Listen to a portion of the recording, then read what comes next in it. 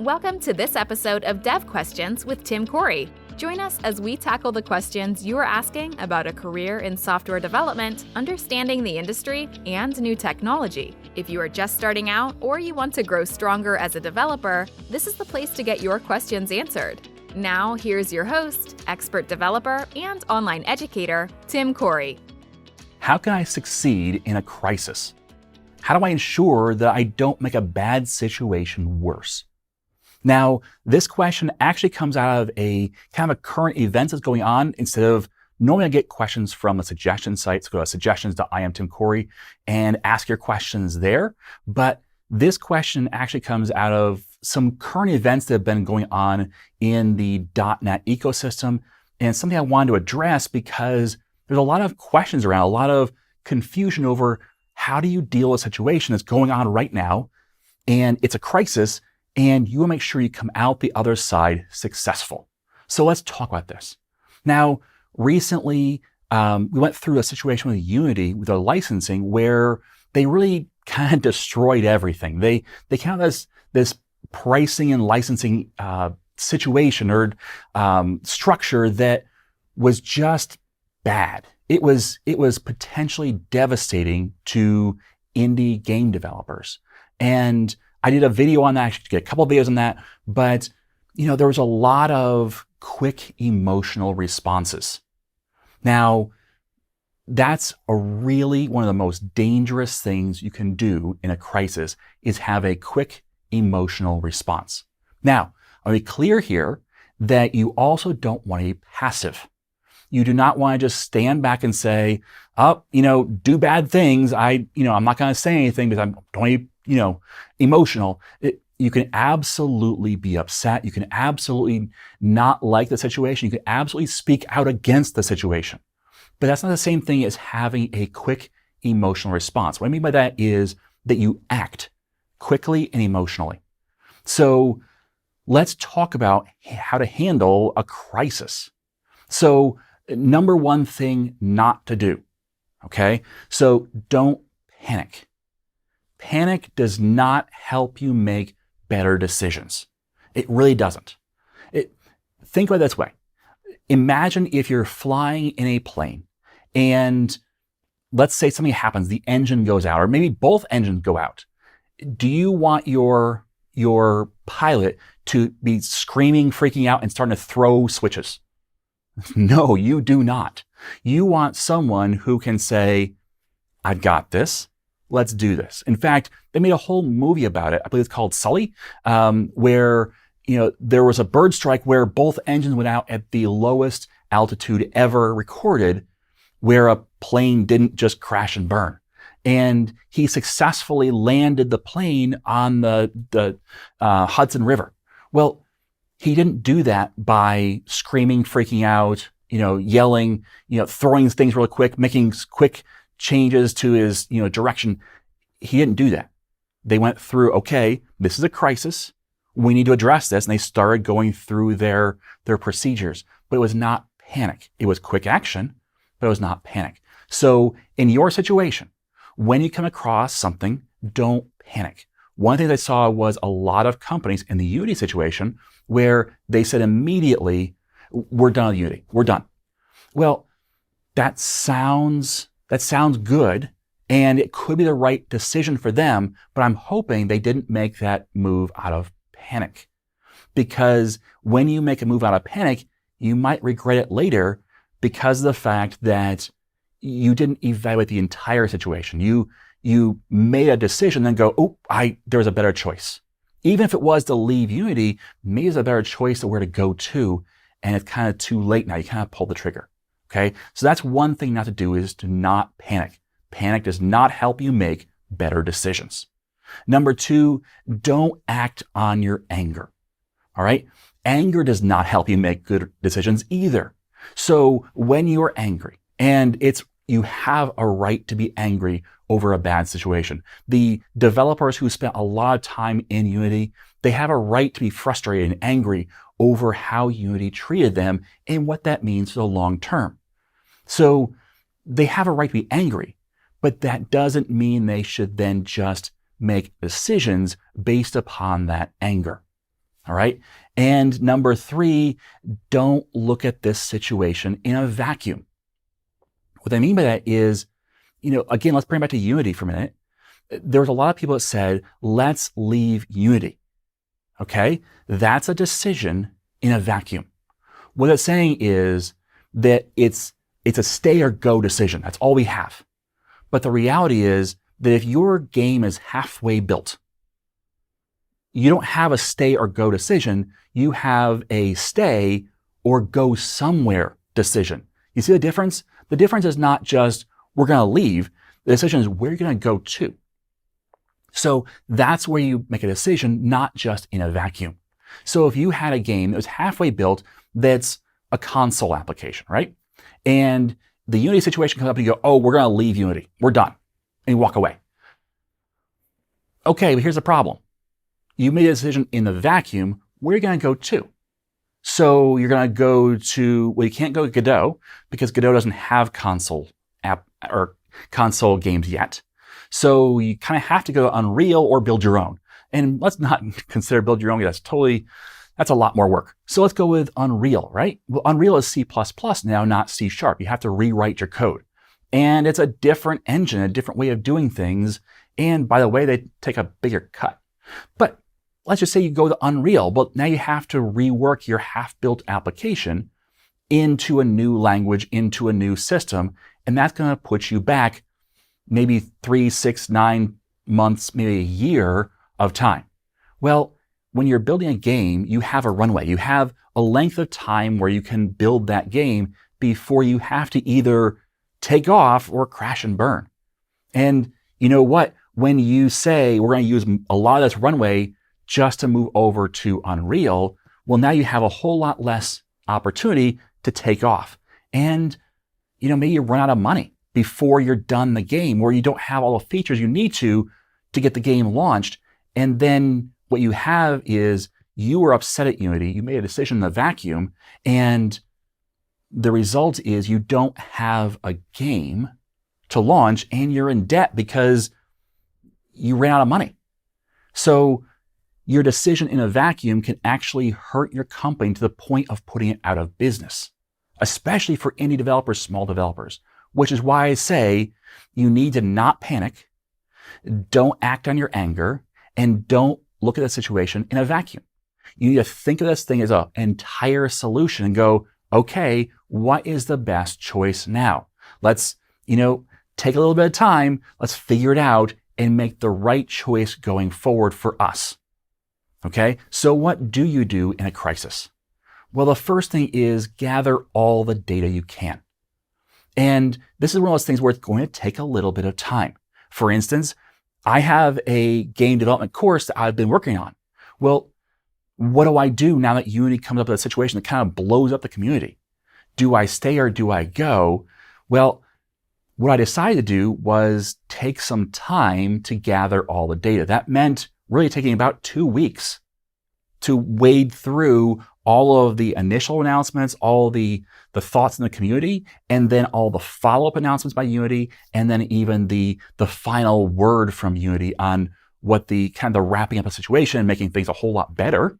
But all that information into account, which means I couldn't make a snap decision. I had to wait to gather all of that data. And number 2, if possible, because it's not always possible, but if possible, sleep on it. So when you have a situation where there's a crisis and things going on, sometimes you have to make quick decisions. But even so, I'd encourage you to take some time to gather that data. But if possible, sleep on it. Take a little bit of time, take a step back from the situation, let your anger cool, let your frustration down a little bit. Yes, this is a bad situation. Yes, you have every right to be angry, but let's take a breather for a minute and let's think about, this situation, like take a step back and come back as objective as possible in order to make the best decision for you. That's the thing, is it has to be the best decision for you. And that may be different than everybody else. Now, number 3, evaluate the alternatives. This is the idea of not making a decision in a vacuum. Okay, so if you're a console application, well, You can't go with Godot. You don't want to go self-built engine. So you have Unreal. That's your option really for mainstream game engines. So it's either Unity or Unreal. If you have a whole bunch of tooling and processes and systems built in Unity and you know how to make it work and you know that you can get this game launched in the next 6 months in Unity compared to it's going to take you a year to get up to speed in Unreal and get your game ported over, and then it's going to another 6 months to finish your game out. That's 18 months. So now you have launched the game in 6 months or launch again in 18 months. Which is a better decision? It may still be 18 months, but you need to evaluate that with a level head and without the anger. Now, number 4, identify the long-term results of each choice, including staying. And that's where I said, again, maybe that 18-month time frame is okay for you. And that's a short-term pain for a long-term gain. Maybe you say, you know what? I need to move over to Unreal anyway. I want to anyway. I think this is the right choice for my business going forward. And so, yeah, I'm going to eat the next year. It's going to be difficult. I'm going to eat a lot of ramen and try and get through the next 12 months in order to get over to the solution I want long term. So identify the long term results, not just the short term results. So the long term results of Unity might be there's a glitch, but then it works for a while because the new pricing is out and it's a whole lot better.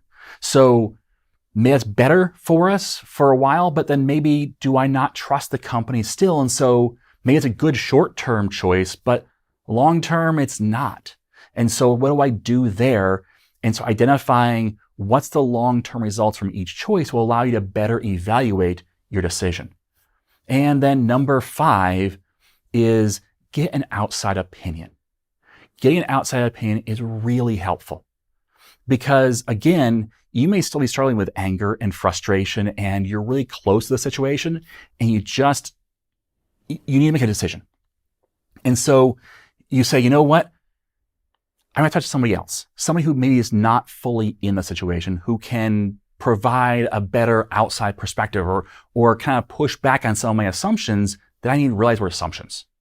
So my team and I did this. My team is not as technical as I am. So, I have mostly non-developers on staff. And yet we had a discussion as a team about this Unity situation and what we're going to do because they were able to provide some outside opinion or ask some good questions that really helped form a better choice for us going forward than just me making the choice alone. I want to tell you the story about a friend of mine that has done a great job of this. So he works for an employer that isn't the greatest in a job that isn't the best, but it pays the bills. And his employer came to him and said, you know what? We're going to start requiring you to work every Saturday. And he didn't get out many Saturdays to begin with because he'd already lost this battle once. And so now he's up to, 6 days a week sometimes and, no Saturdays off because his employer really wants to kind of build the business up. And the way they build the business up is by requiring more of their existing employees. That's not great. And along with that, the workplace has become more toxic because, it's been that friction and that, the problems that come from that and, people being angry at the boss and people being angry then at each other. And, there's a whole lot of friction that comes with that when it's not a great work environment. So with that, he was in a crisis. What do I do? And you know what? The easy thing to do is to say, you know what? I quit. But again, that's making a decision in a panic, under anger, and with thinking about it in a vacuum. That's not making a decision based upon, good, careful thought processes. So instead, he first talked to his leadership about the changes. Said, hey, this is where I'm at, and I don't like this. And you know what? That didn't change much, but at least he had that conversation to see, where are they? Are they flexible at all? Because again, he was trying to gather data. And he didn't make a decision the day of the announcement. That would be making a decision in the moment or in anger and say, you know what, I quit. And instead, what he did is he looked around and said, hey, what other jobs are in the area that would work for me? Because his situation is different than anybody else's situation there. So it's not like every person can make the same choice. And for him, it could have been that he could have, found a different job, but he really needed to be in that area. He didn't want to move. So he didn't find good jobs elsewhere for him. And so he did the math on what leaving would mean for his family. So he said, okay, if I leave, I could potentially get this job, or, these are jobs I could get, but here's the pay difference, and here's the work environment difference potentially, but maybe not. And he looked long-term what that would mean. And then he talked about it with his close friends, which includes me. And so he asked me, what do you think I should do? Not that he's saying that he's going to do what I tell him to do. I wouldn't want him to do that. But instead, what he wants is that outside opinion about, hey, I'm frustrated, I'm angry, I'm in this situation. Can you look at this from a different perspective and just check my math? Make sure I'm making the right choice. Now, in the end, he decided to stay for now because it was the best financial choice for him right now. But then he also worked to be a more trusted voice at work. He worked to be a better employee that his boss would be more happy with.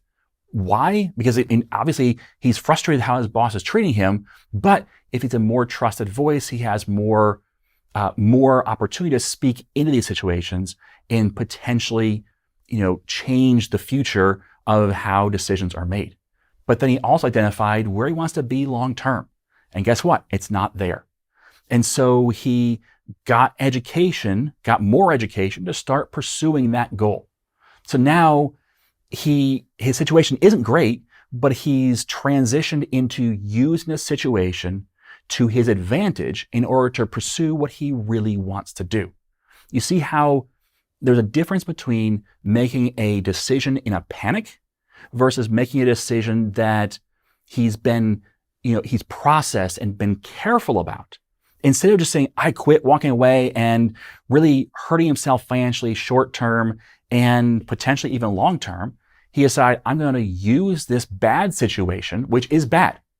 I'm going to use the bad situation in order to help me leverage my goals and get me to the place I want to be later in life by readjusting how I do things, by readjusting my priorities, instead of just saying, this job's where I'm going to be for the next 10 years, to I'm going to get out of this job and here's how I'm going to do it, X, Y, and Z, and here's the steps. So when you are addressed when you're faced with a crisis, when you're faced with a decision where you're like, this is bad, this is really bad, I want you to think through these steps. Think through, how do you approach this situation? Don't panic. Don't respond in anger. Don't look at the situation in a vacuum, but instead gather all the data. Sleep on it if possible. Evaluate the alternatives. Identify the long-term results of each choice and get an outside opinion. By doing so, you'll have a much better success rate out of a crisis. And based on that, you will have a much better long-term outlook for your career. All right, so that's my advice based upon some hard-won experience in the field. Thanks for listening, and as always, I am Tim Corey.